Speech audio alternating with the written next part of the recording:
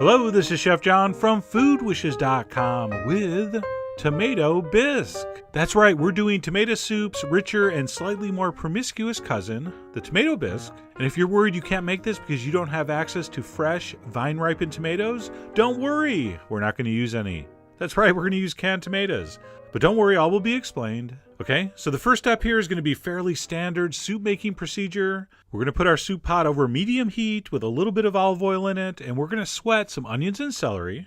And as usual, we're going to add a big pinch of salt. That's going to help bring out a little bit of that liquid. So we're going to give that a stir, and we're simply going to cook that for about, 6 or 7 minutes, 5 or 6 minutes. I never time it. I just cook it over medium heat until the onions kind of soften and turn translucent. And looks something like that. See, and there's the magic of video. That would take me like a paragraph to describe the look, but we don't have to. You can just look at it and go, that's what he means. Okay, so at that point, we're going to add our garlic and give that a stir, and we're going to cook that for just like a minute. The only real way to screw up this step would be to brown the garlic, which reminds me to tell you, do not brown the garlic. All right, just saute it for like a minute, and then we're going to introduce our liquid. I'm going to use chicken broth. That's my personal choice. Of course, a vegetable stock will work beautifully here, especially one made with mushrooms. Mushrooms and tomatoes, always delicious. And if times are tough, you could just use water. That's fine. Well, not really fine, but it'll work. So we're going to pour that in. We're going to give it a stir. And then it's time for the star of the show, the tomatoes. And I'm going to use 1 large can of crushed San Marzano tomatoes. Oh, we've talked about those before. And on the blog post, I will explain in detail why I'm not using fresh tomatoes for this. And spoiler alert, it's the exact same reasons we usually don't use fresh tomatoes for tomato sauces. And by the way, if you can't find crushed San Marzano, the can of whole San Marzano will work. You just got to crush them yourself. And that would be fine because we're going to blend all this anyway. So we're going to stir in our tomatoes. We're going to raise the heat. We want to bring this up to a simmer. So I'm going to turn my flame up to high. And while we're waiting for it to bubble, let's go ahead and season this up a little bit. I'm going to go with some freshly ground black pepper, a little touch of cayenne, and a little bit of paprika. Now, I'm using the plain, but I have used the smoked paprika before in this, and it is lovely. And at this point, I'd probably add a little more salt also, but my chicken broth was perfectly seasoned. So I'll taste and adjust for that later. And besides the salt, I'll warn you right now, we're also going to add some sugar to this. Very critical ingredient, but I'm going to wait on that too. Okay?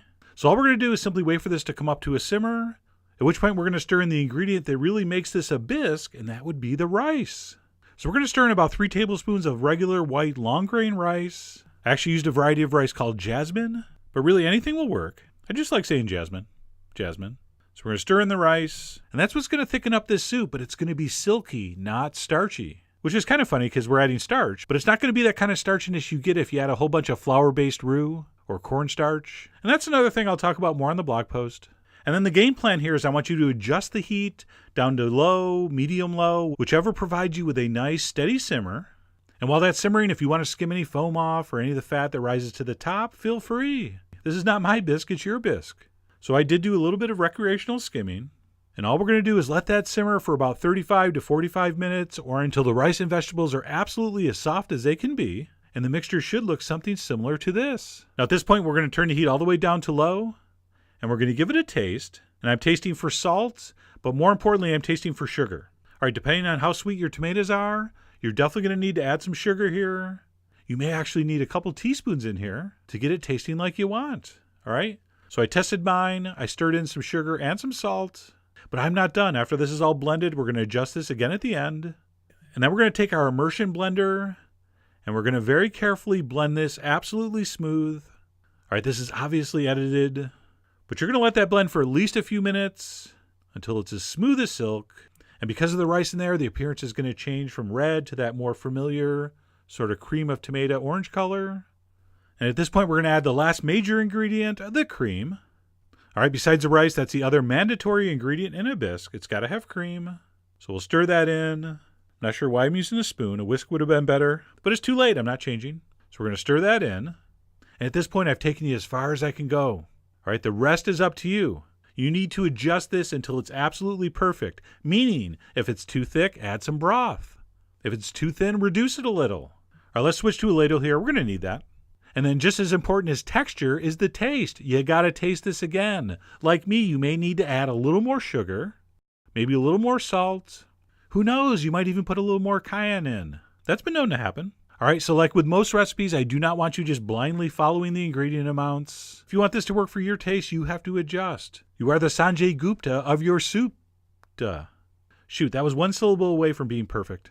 But anyway, what I'm trying to say is adjust this with sugar, salt, and pepper until it's like the best soup you've ever tasted. And at that point, your tomato bisque is done. We're going to ladle that into some hot bowls. Just put a few bowls in the back of the stove while you're cooking. They'll be plenty warm enough by the time you're ready to serve. Of course, you could use a warm oven, or maybe just keep them under your sweater. But regardless, we're going to ladle that up. I'm going to garnish with a little more fresh cream on top and some chopped basil, just because it goes so perfectly. And you may remember this garnish from such tomato-based soups as every single one I've ever done. And that right there ended up being a beautiful tasting and looking tomato bisque. And because we use rice and not a whole bunch of roux or cornstarch, I really like the texture of this. I think it tends to be a little silkier and smoother.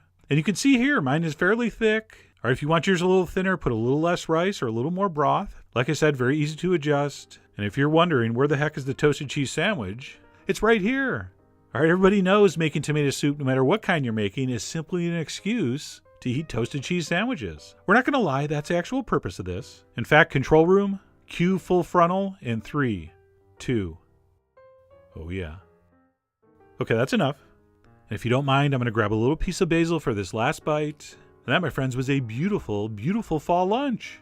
So no, you don't need a whole basket of sweet vine-ripened tomatoes to make a delicious tomato bisque. In fact, I will argue this comes out better because you don't. But regardless of what kind of tomatoes you end up using for this, it's an easy, fast, and fairly foolproof way to make a delicious and very, very comforting and satisfying style of tomato soup. So I really do hope you give this bisque a try. Head over to foodwishes.com for all the ingredient amounts and more info as usual.